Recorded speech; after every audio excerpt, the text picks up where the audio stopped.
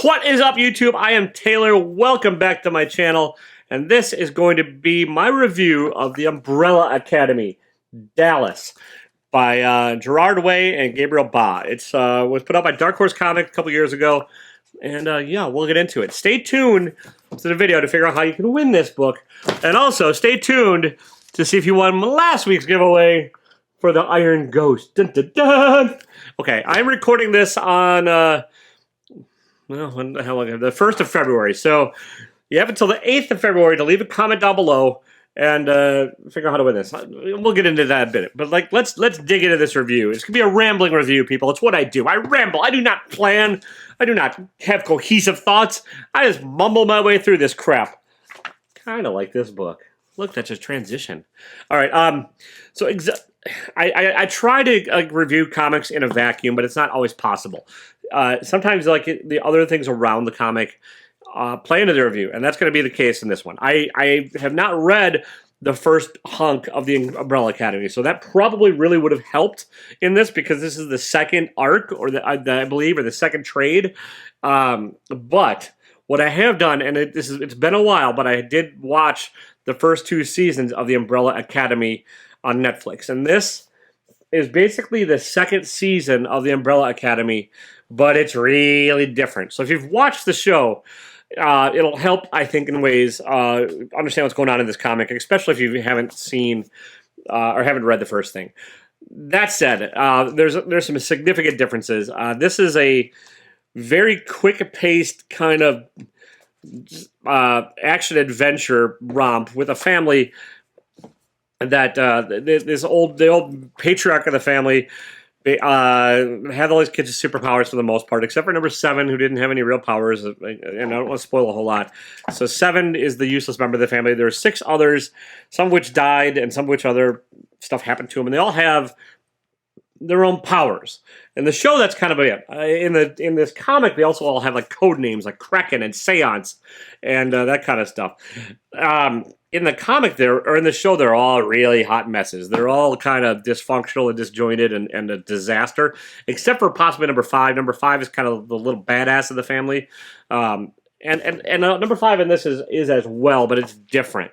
There's a leader who is, I think, called Space in this comic, who is a man with a gorilla's body in the comic. It's not quite as explicitly stated in the show, but in the comic, he's a man's head on a gorilla body. There's also Kraken, who's kind of like your special forces person, whatever. There's Seance, who can talk to the dead if he's not wearing shoes. There's number 5, who's just an all-around little killer. There's Rumor, who's got some form of mind control, and I'm probably forgetting 1 or 2, but there's some dead ones. They don't really play into this arc. And this involves the assassination, or the attempted assassination, of John F. Kennedy. So a little bit of spoilers, hence the name Dallas. I don't want to spoil what happens, but it also is very different from the show. So if you watch the show, you're going to get an entirely different experience with this. I enjoyed it. It is a mess in places. Like, the story just seems to be... like, it could use... I think it was a 6-issue story, and it probably needed really about 12 to really do what they were saying. And if you've not read any of the other stuff, you're going to be a little bit lost in places, even if you've seen the show. There are parts of this book that I was like, what is going on, and why are there so damn many monkeys everywhere? They don't really explain it. And like, they don't really explain a setup in here. It's not like... there's no recap or anything in the beginning saying, hey, well... I mean, there's this, but it doesn't explain what's going on in the book. That's a forward by Neil Gaiman, and it just kind of chucks you right into things. Like, there's no recap, there's no previously with the Umbrella Academy or anything like that. You just kind of have to learn to swim. So I would recommend hunting for the first volume of this or reading it online or something first. I probably will go back and read that later. I might do a review of it in the future. If you have any interest in that, let me know. Just leave me a comment down below. And let me know if you think that'd be an interesting thing for me to review. But I'm not talking about that, even though I sort of am. I'm talking about this volume. It's a brightly colored mess. It is a mess, but it's a glorious mess. It's just kind of really bam, bam, bam, quick pace. There's not a lot of standing around. There's not a lot of like introspection here. There's not a lot of moping. There's not a lot of character development even really in here. That's where it varies from the show. The show's got spends a lot of time with mopey characters and stuff. There's some characters in here that are not happy. Well, actually, I don't think anyone in the Umbrella Academy is actually happy, but they don't dwell on it. This is much more of a fast-paced action story than the TV series was. The art by Gabriel Ba, I love. It's, for the most part, pretty clear to understand. Reminds me of a brighter, less shaded Mike Mignola and a bit of Jeff Lemire. There's some sketchiness to it. There's some heavy lines that work. There's some solid coloring, and there's some like blocky shapes, but it's not quite as black and white and dark or light as Mignola, and not quite as sketchy as Lemire.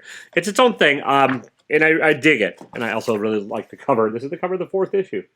Yeah. And again, the bright coloring. I'm not even sure who did the coloring. I should probably have researched, but researching is not my forte, people.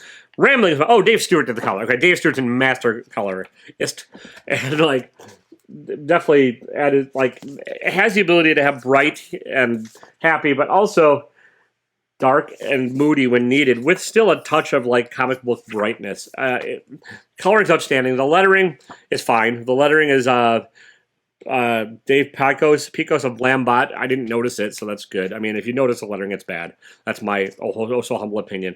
As far as the extras go, there's a little bit of an afterward story in the end of here, talking about one of the characters that doesn't really have a big part to play in this comic.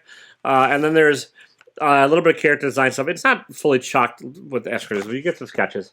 You get some character stuff. I'm having trouble coming up with a concise way to describe this and review it accurately, because I did like this. I would recommend reading this, but I don't think it's great as a standalone thing. I think you are either going to have to watch the show or have to read the first arc in order to understand what the hell's going on in here.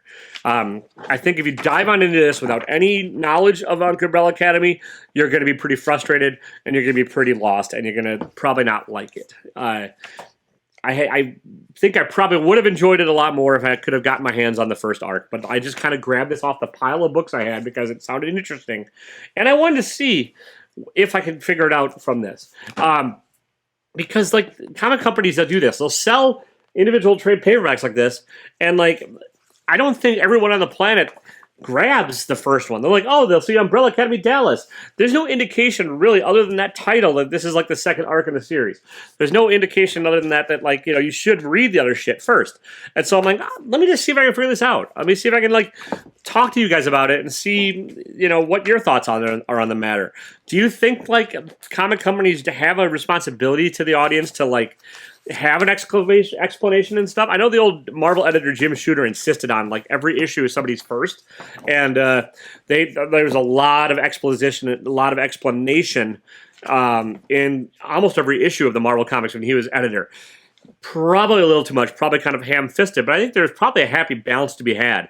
I do think that like there could have been at the very least an intro to this book saying, hey, previously, or hey, setup, or hey, you might want to read the other one first. Something to give you an indication that like this is kind of just diving in to a pool that's got a couple inches of water on it. You're likely to break your neck if you don't know, if you're not careful. Yeah, I butchered that analogy, but yeah, I dug it. I think the fast-paced, rompy nature of it and the action makes up for the fact that I was a bit confused in places. I think Gabriel Ba's art does a long way to help with that because the art is clear and concise. And not going to be for everybody. If you don't like Mignola's stuff, you're not going to dig his art, most likely. And I do think there's enough of a story here that even if you're lost, it's probably fairly enjoyable. Probably, but I do think you're missing out on some of the stuff you could get previously. So, all right, let's talk about last week's winner. The winner of last week's book. Normally I'd say hit me up, but I'm also sending a mystery box out to this gentleman because we're trading mystery boxes for an upcoming show called Unboxing Match on my channel. So stay tuned for that. And the winner of that's going to be, I point to the wrong thing every time, Rob's Fat Stacks of Comics. Give him a follow on Instagram or YouTube too. He's a great guy. Does a lot of his openings, and he shows up on every damn Buddy's live. And he's fantastic. So, Rob, you're going to get this. So don't look too confused when you get this in your mystery box thing. So, there you go. And in order to win this, how am I going to do this? All right. here's what I ask, and I ask this all the time. If you're winning books for me, do the following things: be subscribed to my channel, hit the like button on this video, and leave a comment down below. And to win this book, leave me a comment of leave a comment of something you want me to review. I might not, but just leave a comment of something you think would be fun to have me read and review. Something maybe you liked, something you haven't read, something you're interested in, whatever. Just leave a comment down below, letting me know some comic you want me to review. And I'll pick the winner next week. It'll be the 8th of February, 2022. And that's about it. I'm gonna get out of here, people. Don't be a dick, even if you find yourself trapped in Dallas in 1963.